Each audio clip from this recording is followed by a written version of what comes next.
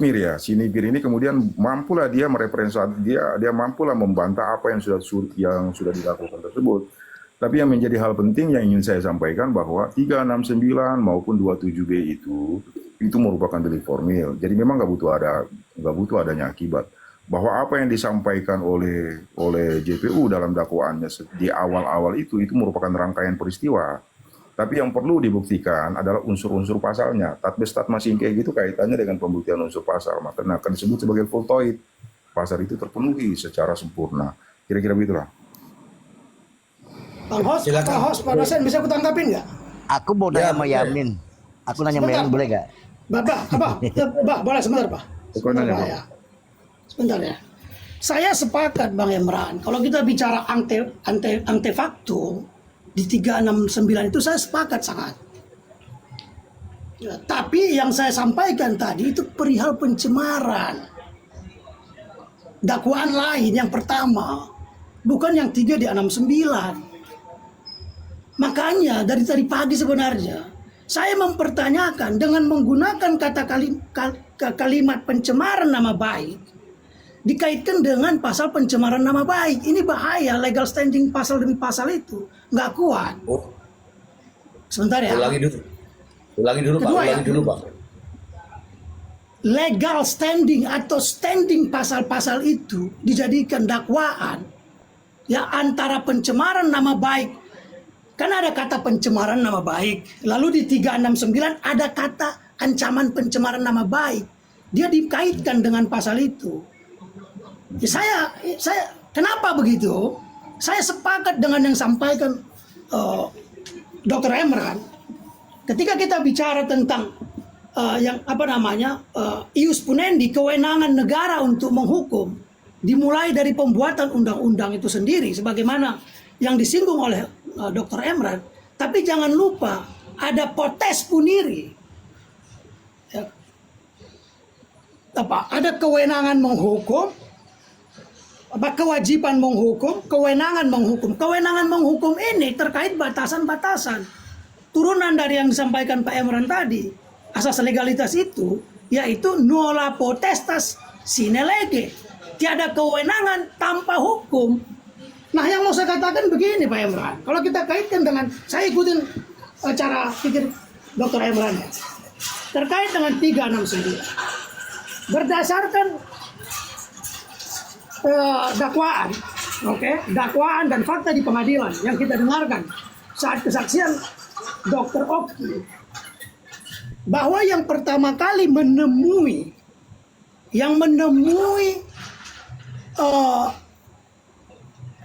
Oki ini adalah RG. Dia yang menghubungi, kan begitu ya. RG menghubungi melalui telepon kah, segala macam kah itu. Lalu di situ secara singkat saya sampaikan, Dr. Oki menyarankan tutup aja mulutnya NM. Kita bertanya, apakah ketika disarankan Dr. Oki itu RG menyetujui? Yes. Apa buktinya? Dia lanjut pertemuan dengan Ismail. Kalau nggak ada pertemuan. Ketika dikatakan tutup aja mulutnya dengan kue, dengan duit, dengan apa, maka berlanjut keinginan RG bagian dari itu dasarnya. Nah, pertanyaan kita Bang Emran, apakah sebelum ada hubungan ini antara Oki, Ismail dan MM sudah memiliki kesepakatan untuk memeras dengan produk-produk ilegal ini? Kan itu artinya apa? Yang mau saya garis bawahi, yang penting kita garis bawahi adalah RG menyetujui saran dari siapa? Dari Oki yang dia telepon itu. Apa yang dia tuju itu mulut atau kerjasama apapun bahasanya itu. Jadi tidak serta merta pemerasan antefaktum itu terjadi karena keinginannya itu, Pak. Dari mana men nggak terjadi orang uang udah disetorin? Iya, saya tahu kalau itu, Pak. Kalau kita masuk, makanya dari tadi pagi saya sampaikan, kalau hanya membaca perkara ini seperti jaksa Karena motivasi jaksa memenjarakan orang, selesai. Apakah benar apa tidak kita uji kan gitu. Pertanyaan kita, apakah RG langsung ketemu dengan Ismail? Tidak. Dan dengan siapa dia ketemu? Oki, dokter Oki. Apa yang disarankan dokter Oki? Tutup aja mulutnya. Apakah RG menyetujui itu? Yes. Setuju 100%. Menutup mulut NM atau kerjasama bahasa lembutnya. Apa buktinya? Mereka berlanjut bertemu. Mana pemerasannya? Begitu Bang. Begitu Pak Dr. Emran. Iya kan? Mau nggak Pak Emran ketika disarankan untuk ketemu Bapak konsultasi hukum mengurus satu permasalahan, lalu Bapak meminta uang untuk mengurusi kasus dia, ancaman pidana dia, lalu Bapak setelah diserahkan uangnya, lalu Bapak dituduh pemeras. Saya mau mengingatkan kita melalui Profesor A.I. Fadiense dalam buku Strafrecht, REGT, bukan Reh ya, dari Belanda, 1824. Oke, kalau Anda ingin membuat hukum, Anda harus memposisikan diri Anda sebagai terdakwa, sebagai pengacara, sebagai jaksa, sebagai polisi, sebagai hakim. Tujuannya apa? Agar Anda melihat konstruksi itu.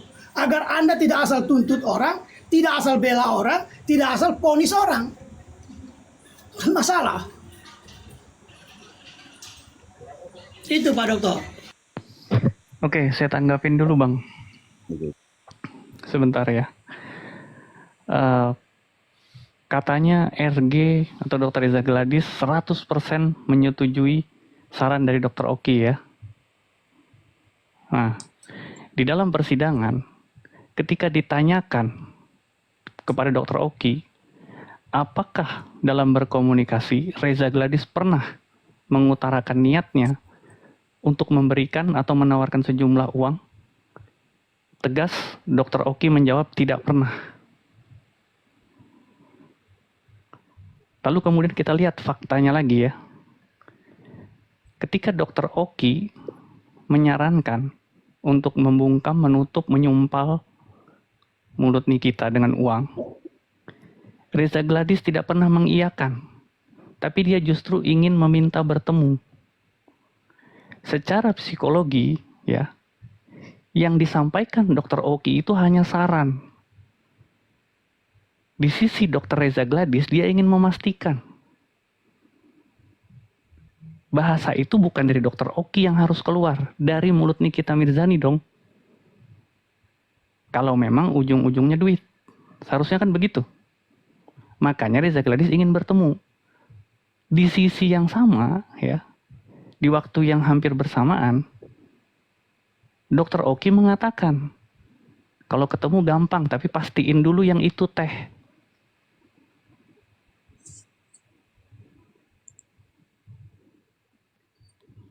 Saran itu ketika disampaikan, ya, tidak harus dipastikan apakah orang yang bersangkutan yang kita beri saran mengikuti atau tidak. Tapi di sini Dr. Oki mengatakan, pastikan dulu teh kalau belum pasti. Nggak usah ketemu kalau belum pasti. Atau demikian bahasanya ya. Pastikan dulu yang itu teh. Artinya apa? Itu bukan saran lagi. Kalau hanya saran, ya nggak perlu dipastikan. Tapi sampai di situ, tetap Dr. Reza Gladys ingin bertemu dulu.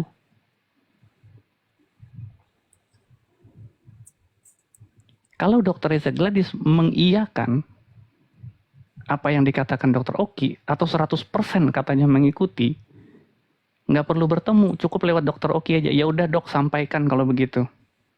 Berapa dia minta? Itu yang namanya mengikuti. Ini persoalannya berbeda. Dia menyarankan uang, tapi Dr. Reza Gladys ingin bertemu.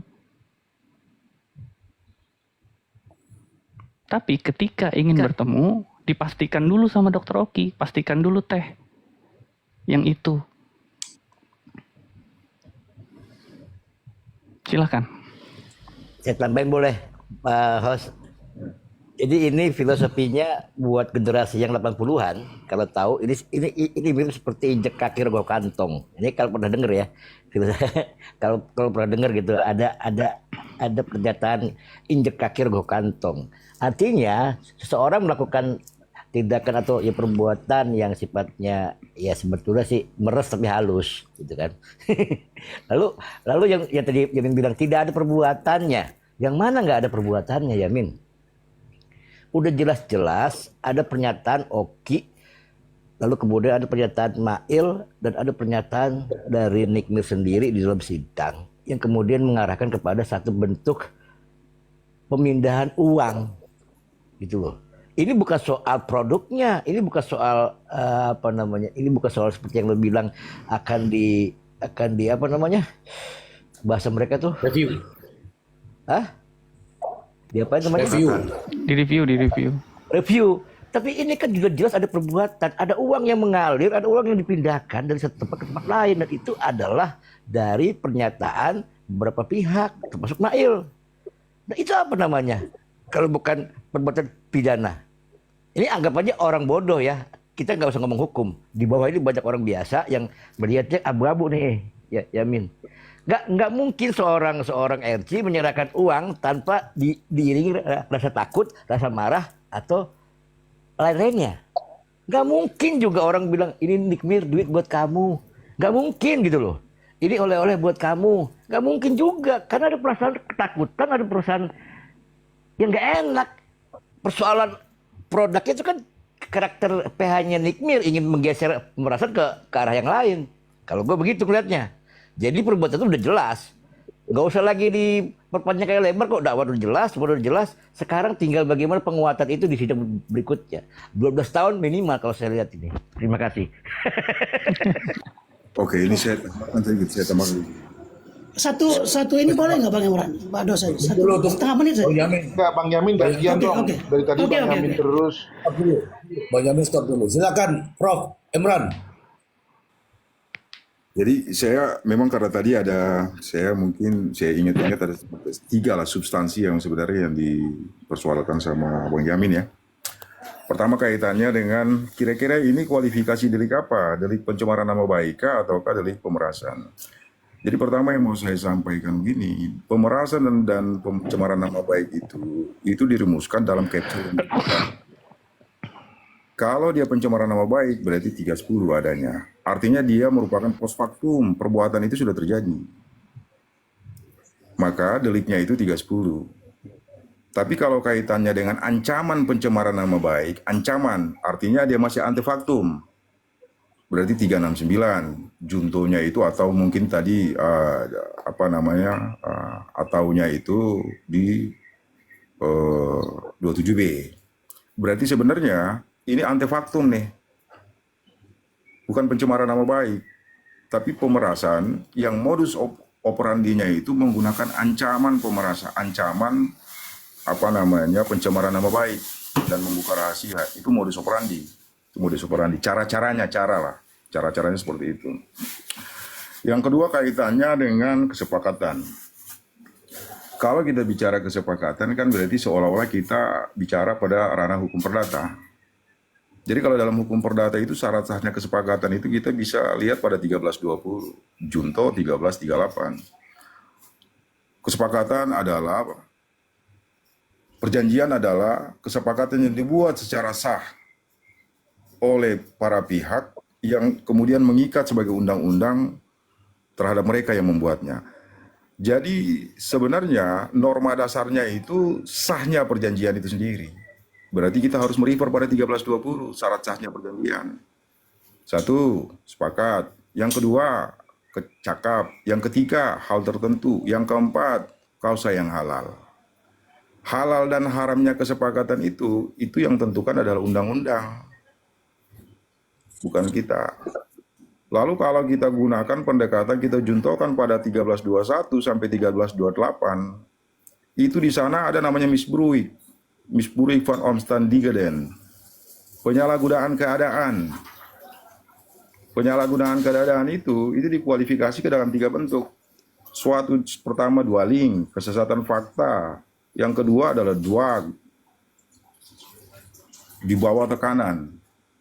Yang ketiga itu bedroh, penipuan.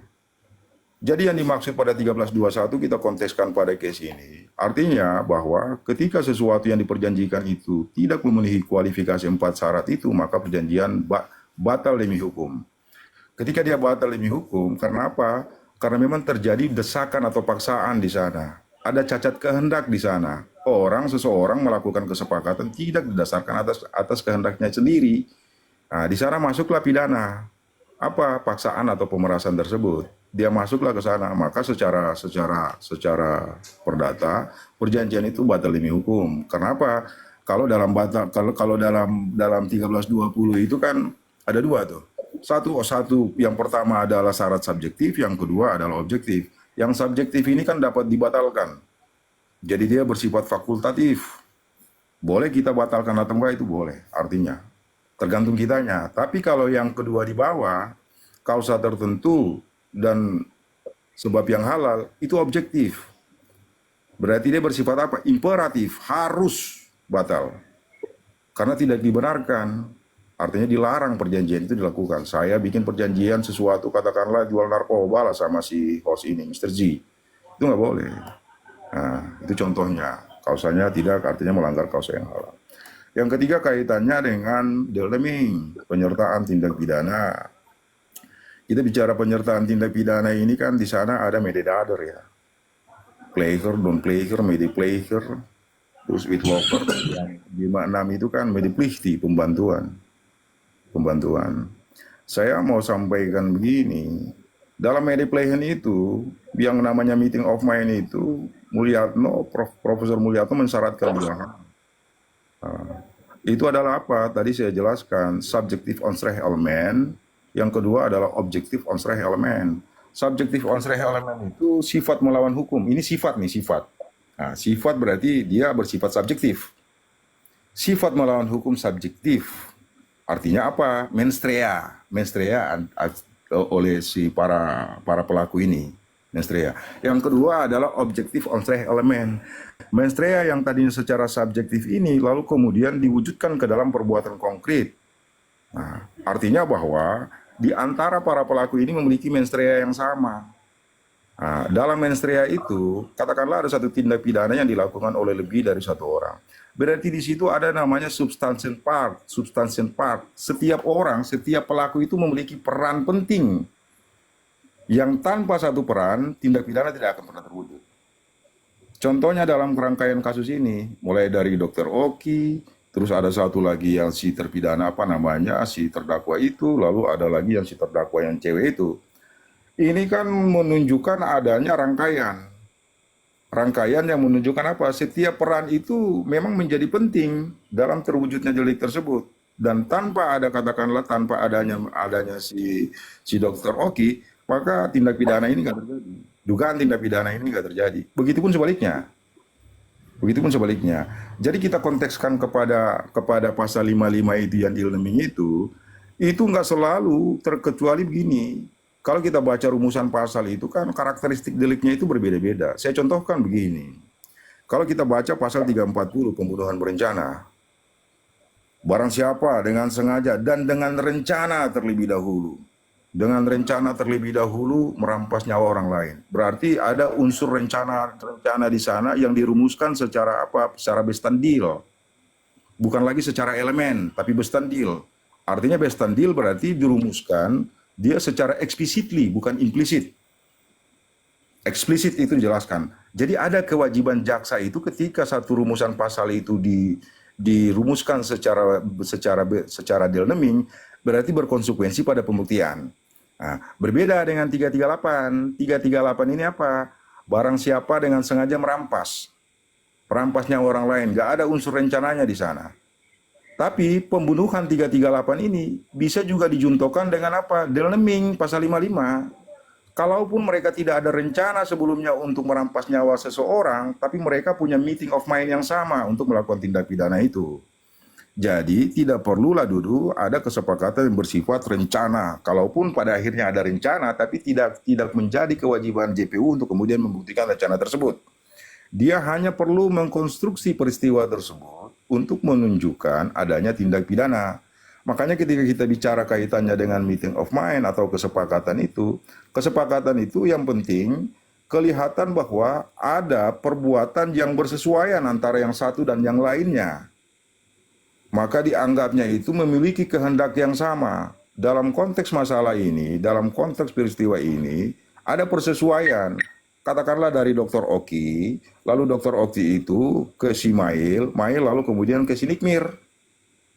Kesemua orang ini punya peran yang memang sama-sama pentingnya. Begitu. Jadi ketika kita makanya tadi di awal saya sampaikan begini. Karakteristik delik ini sebenarnya dia memiliki setiap delik ini memiliki karakteristik yang berbeda-beda yang kemudian berkonsekuensi pada pembuktian. Jadi kalau misalkan memang rumusannya katakanlah tadi tatbestat masing kayak gitu, perbuatan mencocoki rumusan delik, ya berarti sudah dianggap bersesuaian. Katakanlah hal-hal yang nggak perlu dibuktikan itu ya memang karena memang nggak ada dalam unsur pasal tersebut. Contohnya bagaimana mereka merencanakan itu? Ya memang nggak ada kewajiban JPU untuk kemudian membuktikan adanya rencana tersebut karena rencana itu bukan merupakan unsur pasal. Yang perlu dibuktikan oleh JPU adalah unsur pasal. Makanya dianggap unsur pasal terpenuhi, unsur pasal 3 terpenuhi. Oke, berarti pasalnya terbukti. Kan begitu? Nah, ketika kita bikin kajian kan, oke, unsur pasal siapa? Barang siapa? Berarti apa? Subjek deliknya, berarti si terduga pelaku. Dengan maksud, berarti diunsurkan tuh dengan maksud dia melakukan A, B, dan C. Nah, berarti satu pasal itu memang yang perlu dibuktikan oleh JPU itu adalah unsur pasalnya, hal-hal yang kemudian dikualifikasi dalam rumusan pasal itu sendiri. Kira-kira begitu deh saya. Oke, teman-teman, sebentar dulu ya, sabar ya. Kita berikan aplaus ya untuk Bang Emran ya. Oke, langsung. Nah, saya juga ingin menyerahkan waktu ini untuk Bang Leon ya. Bang Leon silahkan tanggapi dari pernyataan Bang Yamin. Yang katanya juga seandainya tadi mengatakan bahwa seandainya saya menjadi pengacara Nikmir, itu tadi disampaikan. Ya saya juga mengharapkan agar Bang Yamin bergabung dengan Fahmi Bahmid untuk menjadi pengacaranya Nikmir. Karena waktunya kita berikan ke Bang Leon. Silakan Bang Leon. Baik, terima kasih Mr. G. Terima kasih semuanya. Jadi yang pertama mesti saya luruskan ya. Delik 369 dan dakwaan ke-1 atau dakwaan kedua itu secara prinsip tidak berbeda dugaan tindak pidananya. Yang berbeda itu hanya Undang-Undang ITE itu sebagai lex spesialis karena pemerasan dengan ancaman pencemaran atau ancaman membuka rahasia itu dilakukan menggunakan media elektronik. Ya, itu yang pertama. Kemudian yang kedua, kalau disampaikan dakwaan ke-1 itu harus dilakukan pencemaran nama baik, sedangkan dalam dakwaan kedua itu tidak perlu dibuktikan, padahal karena bentuknya masih ancaman, maka itu adalah kurang tepat menurut pendapat saya. Karena apa? Rumusan dalam dakwaan ke-1 maupun dakwaan kedua itu sama. Yang berbeda itu hanya cara menyampaikan ancamannya. Ada lex spesialis di situ melalui media elektronik, makanya digunakanlah dakwaan Undang-Undang ITE. Kemudian selanjutnya, kalau di sini disampaikan tadi oleh Bang Yamin bahwa harus dibuktikan keuangan dan segala macam, ini yang menjadi terdakwa atau menjadi tersangka itu siapa? Kewajiban untuk membuktikan asal-usul harta itu kan ada pada tersangka atau terdakwa, bukan pada saksi korban. Itu yang argumentasi saya yang selanjutnya. Kemudian argumentasi untuk melengkapi argumentasi yang disampaikan oleh Prof. Emran, membaca perkara Nikita Mirzani ini nggak bisa sepotong-sepotong.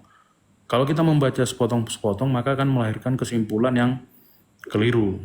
Kenapa saya bilang kesimpulan yang keliru? Karena seperti yang disampaikan tadi, dengan dia mau menemui Ismail, maka di situ sudah ada kesetujuan, ada kemauan untuk memberikan uang. No, bukan itu. Kalau memang sejak awal Riza Gledis itu sudah setuju untuk memberikan uang ketika disarankan oleh Dr. Oki, maka ancaman-ancaman yang disampaikan selanjutnya seperti keterangan Ismail di persidangan yang mengakui bahwa memforward chat Nikita Mirzani yang pada intinya menyatakan saya bisa pastikan kredibilitas Reza Gledis sebagai dokter akan hancur. Itu oleh Ismail kan diakui sebagai chat dari Nikita Mirzani yang kemudian di-forward ke dokter Reza Gledis. Artinya apa?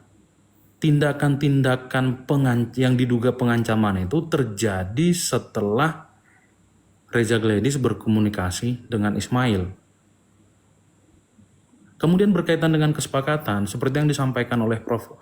M. Emran tadi, saya mesti tambahkan, adanya kesepakatan yang dituangkan dalam suatu perjanjian tidak menghilangkan adanya dugaan tindak pidana dalam pembuatan kesepakatan atau perjanjian tersebut. Karena di dalam 1320 BW dalam penjelasan selanjutnya itu sudah ditegaskan bahwa suatu kesepakatan itu jika dibuat dengan adanya ancaman, penipuan, kekhilafan, maka itu menjadi cacat kehendak. Nah, dalam perkara ini, Reza Gledis dalam persidangan sudah memberikan keterangan bahwa ada kesepakatan yang dibuat di bawah tekanan. Artinya apa? Dalam peristiwa pembuatan kesepakatan itu ada cacat kehendak. Nah, nuansa 369 maupun 368 itu sebenarnya sama dengan nuansa yang ada pada 378. Kalau 378 itu kan ada menggunakan martabat palsu, nama palsu, supaya seseorang itu mau membuat satu perjanjian. Artinya apa? Ketika ada pun satu perjanjian tidak menutup adanya peluang tindak pidana di situ. Ketika terjadi ada upaya penipuan atau upaya pemaksaan, itulah pula lah yang terjadi di dalam 369. Makanya sebenarnya dalam perkara ini jaksa penuntut umum atau penuntut umum menurut saya dia pembuktiannya sudah on the track. Makanya kemudian dalam pemeriksaan Nikita Mirzani kemarin sebagai saksi, semua orang kaget kan. Ternyata ada bukti chat yang diperoleh oleh penyidik dari WhatsApp para saksi. Ternyata di situ sudah ada, sejak awal sudah ada niat jahat. Niat jahatnya itu dibuktikan dengan adanya percakapan, udah gunakan aja hasil lab bohong-bohongan. Nah, itu sebenarnya sudah menunjukkan adanya niat jahat di antara orang-orang yang terlibat dalam perkara ini. Maka menurut hemat saya, menurut pendapat saya, keliru kalau kita menyatakan dalam perkara ini yang seharusnya diperiksa itu produknya itu ilegal atau tidak. Itu terlalu jauh. Dan kalaupun produknya mau diperiksa ilegal atau tidak, kalau seperti yang disampaikan Bang Yamin tadi itu berkaitan dengan pencemaran nama baik, ada kesempatan untuk membuktikan. Tapi ingat Bang Yamin, pencemaran itu mau itu benar atau tidak, jika tujuannya untuk menyerang kehormatan atau menyerang martabat, itu tetap masuk sebagai tindak pidana pencemaran nama baik. Kalau kita anggap kasus ini adalah kasus ini adalah pencemaran nama baik.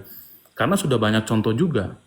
Orang menagih utang lewat media sosial dipidana karena utangnya benar ada, tapi karena tujuannya dia membuat penagihan di media sosial itu untuk mempermalukan seseorang, maka itu dianggap sebagai pencemaran. Meskipun diberikan kesempatan kepada, dalam beberapa konteks diberikan kesempatan kepada pelaku untuk membuktikan bahwa yang dilakukan itu adalah untuk kepentingan umum. Dalam perkara ini menurut pendapat saya tidak ada kepentingan umumnya. Karena apa? Karena ada kepentingan pribadi atas sejumlah uang. Dengan adanya kepentingan pribadi atas sejumlah uang itu serta-merta alasan kepentingan umum ini harus dikesampingkan. Itu kalau pendapat saya, Mr. J. Oke, berikan saya kesempatan dulu ya teman-teman ya. Dalam posisi ini saya melihat ya dari pandangan saya, Mr. Yamin ini memang sedikit cenderung membela. Meskipun beliau mengatakan bahwa saya di tengah-tengah, tapi kelihatan dari bahasanya bahwa M. Yamin ini cenderung maksud saya. Nah, makanya tadi beliau juga mengatakan bahwa seandainya saya yang jadi pengacara Nikmir, saya akan pertanyakan. Ini mungkin ada yang tahu bisa menghubungi Bang Fahmi untuk mengusulkan agar Bang Yamin menjadi penasihat hukum Nikmir. Ini bagus, kenapa? Karena nanti akan ada perdebatan di sana, bukan perdebatan di kita. Ini kita sudah dengarkan ya pandangan-pandangan dari Prof. Emran, dari Bang Leon, coba ada Mr. Blind tadi, dan fakta persidangan bukan hanya sekedar dakwaan, tapi fakta persidangan sudah ditunjukkan semua. Namun saya melihat Bang Yamin ini masih bersikukuh pada pendiriannya. Silakan Bang Yamin ditanggapi lagi. Iya, mohon izin Mr. G, terima kasih sebelumnya. Tapi saya anggap aja itu lawakan ya. Ketika kita mengatakan seandainya, bukan berarti kita mau di sana, Pak. Iya kan? Karena ada ketidakpuasan pernyataan-pernyataan, itu aja sebenarnya, simple. Oke, yang kedua, saya tanggapi. Bang Dr. Emran dulu. Tadi berbicara tentang 1320. Mau tertulis atau tidak tertulis, itu kesepakatan. Ya, makanya asasnya itu dua saja, pacta sunt serpanda dengan rebus sic stantibus. Kalau Anda berpegang teguh kepada ucapan Anda, nggak usah ada tertulis. Itu, tapi kan lalu mengaitkannya dengan Miss Burik tadi. Perlu aku gimana ya Pak Dokter Emran ya? Santai, Miss santai, Burik. santai. Minum dulu satu gelas. Siap. Suara emang serak. Iya. Minum dulu. Miss Bang Burik. Yamin, saya kasih kesempatan untuk minum dulu. Silakan, itu gelasnya diambil.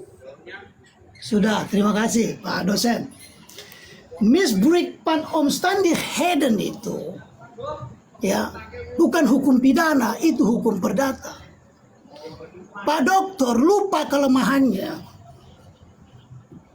Konkretnya konsep ini terlebih tidak diatur secara perdata. Buruknya keadaan itu pun menjadi bagian dari kesepakatan. Maka kalau Anda menggunakan konsep Miss Burik van omstandigheden, Anda harus wajib sepakat dengan konstruksi yang saya bangun. Itu katanya, bukan kata saya, kata asas itu begitu. Buruknya keadaan itu, sekalipun mereka memanfaatkan keadaan buruk itu, masih wajib diakui tidak bagian dari kausa haram yang diatur di 1320, Pak. Itu bicara tentang Miss Burik van omstandigheden. Yang kedua, teman-teman mungkin lupa ada asas hukum Latin yang mengatakan begini: kita cek consentir videtur. Kalau dia diam dan mengikuti, artinya dia setuju. Yang mau saya kaitkan,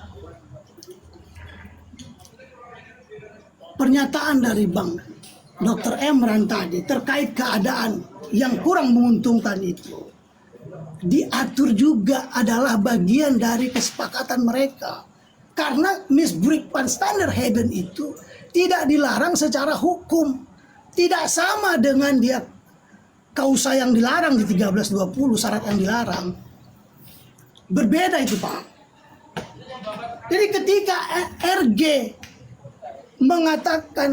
ditawarkan oleh Dr. Oki, ya, sekalipun Dr. Oki membantah di ruang pengadilan itu,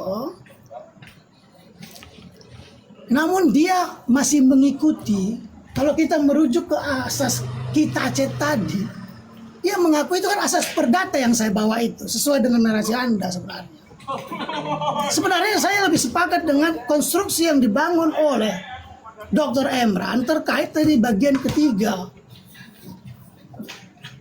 Sehingga kita bisa membedakan mana middle Middelflegen dan Middelplätigheid secara konstruksi yang benar. Makanya dilihat dari awal. Tadi Bang Leonardus juga mengatakan harus jangan masuk dari tengah. Lalu dari mana? Dari paling awal. Paling awal itu yang mana? Ketika NM memposting video itu pertama kali. Apakah kita temukan dia bersepakat dengan Ismail dan Dr. Oki untuk menaikkan itu dalam hal mencari keuntungan. Saya sepakat kalau itu dia lakukan sejak awal, sejak review setelah dari Dokter Oki itu, gitu. Sorry, ya bukan Dokter Oki, Dokter Samira, gitu loh. Di situ mens rea-nya yang pertama kali kita lihat. Yang kedua, boleh mens rea itu tampil di awal, tampil di tengah, boleh. Will and water-nya boleh. Ya.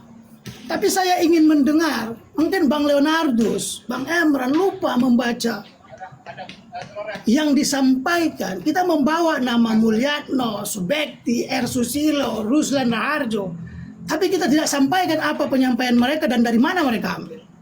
Bagaimana konstruksi 369 yang mereka rujuk dari Zuringa dan Pompe.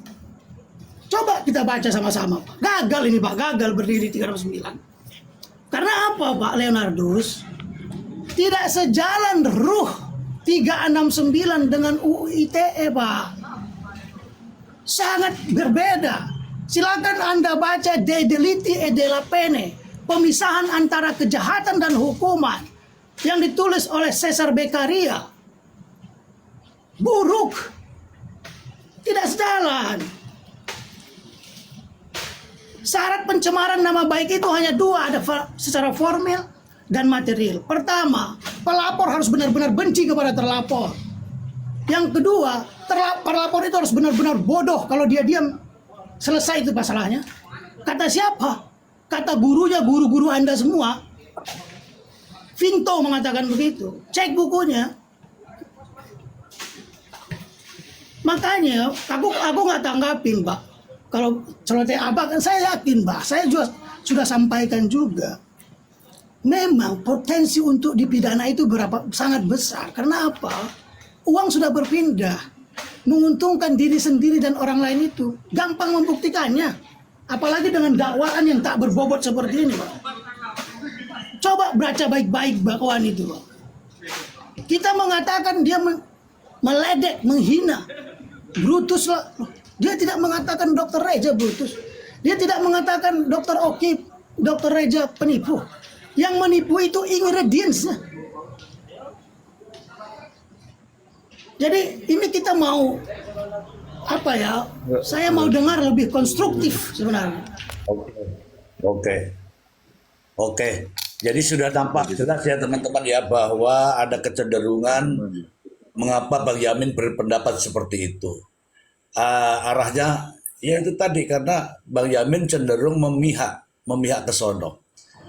Tidak bisa lagi mengatakan bahwa saya di tengah, tidak bisa. Sekarang silakan Bang Emran. Pak dosen izin. Pak dosen, kalau saya menyatakan sesuatu pemahaman hukum sesuai dengan pemahaman saya, apakah saya harus menjadi musuh Anda? Kan tidak, kan? Enggak. Oh, tidak. Sudah. Nah, pokoknya Pak Yamin mantap deh. Silakan Bang Emran. Oke, izin. Os kompor Yos. Enggak, biar ada ininya, biar ada guyonannya dikit lah. Artinya enggak semua. Jadi ya, ini kan kita bicaranya kaitannya dengan silent consent. Artinya kesepakatan lisan ya. Mungkin secara normatif itu bisa dibaca pada 1347. Itu dia mengatur kaitannya dengan silent consent. Karena tadi saya ditagi normanya, saya pendekatannya lebih ke normatifnya aja. Kalau kita baca itu tadi itu 1338 itu memang di situ ada basic normnya itu ada dua tuh. Satu, perjanjian itu dibuat secara sah. Yang kedua, sahnya itu mengikat. Berarti kalau perjanjian dibuat secara sah, berarti perjanjian yang sah itu kemudian mengikat. Nah, maka kita merefer pada 1320, syarat sahnya perjanjian. Dalam syarat sah perjanjian ini kan tadi sudah saya kemukakan. Dari 4 syarat itu, 2 itu merupakan syarat subjektif. Dan dia bersifat fakultatif. Dapat dibatalkan, dapat juga tidak. Itu syarat yang pertama. Syarat yang pertama, sepakat. Yang kedua, cakap. Itu dapat dibatalkan. Jadi nggak harus. Nggak harus. Tapi kaitannya dengan objek tertentu, dengan kausa yang halal, memang dia imperatif, batal demi hukum. Jadi kekuatan mengikatnya itu udah nggak ada. Ketika dinyatakan batal demi hukum, konsekuensinya tidak ada lagi, kendati pun mereka mengiyakan bahwa apa yang mereka sepakati itu nggak bisa lagi mengikat secara hukum pada mereka. Kalau kita baca 13.13 itu kan sebenarnya perjanjian itu karena dua hal tuh. Karena undang-undang, kan pertama, yang kedua karena kesepakatan para pihak. Ini saya pendekatannya itu karena kita bicara ada dua hukum yang mengatur ini nih. Jadi pendekatannya itu mungkin lebih kepada interpretasi sistematis nih. Saya gunakan pendekatan itu. Yang kedua, kaitannya dengan misbruik itu kan diatur pada pasal 1321. Secara normatif itu dibagi itu nanti diatur pada 1323. Silakan aja dilihat, mungkin bisa ditongolin di situ Mr. G. Kaitannya dengan misbruik tersebut. Dua itu diatur di sana 1323 itu. Makanya secara normatif itu merupakan batal demi hukum. Dan desakan itu, yang katakanlah tekanan itu memang diatur dalam dua lembaga undang-undang. Satu di hukum perdata, yang satunya di pidana. Di pidana kaitannya dengan pemerasan, sementara yang di perdata ini perjanjian itu dianggap batal demi hukum. Jadi memang kedua, artinya satu hal yang kaitannya dengan dua gini memang karena diatur di dua undang-undang itu, maka hari ini yang digunakan itu adalah pendekatan pidana. Itu pertama. Yang kedua begini, ini kan satu tindak pidana yang kemudian melanggar dua undang-undang. Nah, mungkin pendekatannya itu Pak Benjamin tahu ya, sama Van Strafbarvet ya. Gabungan tindak pidana. Berarti kalau konkursusnya itu kan konkursus idealis. Satu Bukan tindak dong, pidana. Bang. Bukan dong. Ya. Materialis dan idealis. Samen lob materiale. Kenapa ada produk ilegal? Kan itu kan. Jadi gini Yang berdiri sendiri dia. biar saya tuntaskan dulu. Ada satu tindak pidana yang memang dia secara mandiri sendiri. Katakanlah dia melakukan satu perbuatan yang memenuhi katakanlah dia menembak nih. Dia menembak kaca tapi juga kena orang. Berarti satu perbuatan ada dua delik. Tapi yang idealis itu juga bisa dia melakukan satu perbuatan tapi menyalahi dua ketentuan perundang-undangan. Contohnya dalam kasus ini. Makanya dakwaannya itu 369 dan atau 27B itu diatur pada KUHP dan diatur juga pada Undang-Undang ITE. Nah, jadi dia bukan merupakan konkursus realis tapi idealis. Nah, kalau nanti pada konteks yang pada realis ini kan dibagi juga realis homogenus dan realis heterogenus. Nah, heterogenus ini kan kaitannya dengan waktu lah. Kalau homogenus ini kan hari dia melakukan tindak pidana pencurian, pembunuhan itu dalam seketika sekaligus. Tapi kalau dia heterogenus, hari ini dia membunuh, kemarin itu dia mencuri, kemarin dulunya lagi, itu digabungin semuanya. Lalu dikurangi sepertiga. Nah, yang keempat itu kan kaitannya dengan forgery handling. Berlanjutlah dia. Saya nggak tahu ini termasuk yang mana, tapi menurut saya ini termasuk yang idealis tadi, konkursus idealis. Satu perbuatan memenuhi dua kualifikasi undang-undang. Maka kemudian dakwaannya itu adalah 369 dan 27B. Nah, itu. Makanya menurut saya begini, pembuktian ini akan sangat sederhana. Kenapa? Kesaksian-kesaksian ini juga kan sebenarnya begini nih. Saya balik lagi pada konteks bagaimana pembuktian.